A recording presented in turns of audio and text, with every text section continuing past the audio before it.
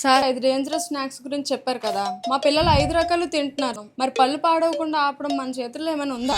ఖచ్చితంగా ఉందండి. పిల్లలకి వాళ్ళకి ఇష్టమైనవి తినొద్దు అని చెప్పి వాళ్ళని బాధ పెట్టడం కంటే పళ్ళు పాడవకుండా కొన్ని ప్రివెంటివ్ టెక్నిక్స్ యూజ్ చేయొచ్చు. అవి ఏంటంటే, నెంబర్ 1, ఫ్లోరైడ్ జెల్స్. ఇది పంటికి ఒక రక్షణ కవచంలా పనిచేస్తుంది. ప్రతి 6 నెలలకు ఒకసారి మీ దగ్గరలో ఉన్న డెంటిస్ట్ దగ్గరికి వెళ్తే తను డెంటల్ ట్రేస్ మీద ఈ జెల్ వేసి పంటికి అప్లై చేస్తారు. దానివల్ల పన్ను స్ట్రాంగ్ అవుతుంది. Number 2, fit and fissure sealants. సహజంగా పిల్లలలో లోతైన గీతలలో ఆహారం ఇరుక్కోవటం అనేది జరుగుతుంది. దీనివల్ల డెకే వచ్చే అవకాశం చాలా ఎక్కువ.